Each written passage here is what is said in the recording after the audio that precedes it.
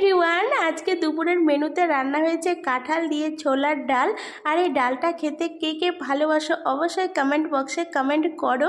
আর এই ডালের রেসিপিটা যদি তোমরা দেখতে চাও অবশ্যই কমেন্ট করো, অবশ্যই একদিন আমি এই রেসিপিটা শেয়ার করব। আর আজকে পুরো রান্নাটাই কিন্তু নিরামিষ, কালকে যেহেতু পয়লা বৈশাখ আজকে সেই জন্যই বাড়িতে নিরামিষ। তো এই যে নিরামিষ দিনে কিন্তু এত কিছু রান্না হয়েছে, আলু ভাজা, বেগুন ভাজা, চাটনি, আলুর দম, বড়া ভাজা।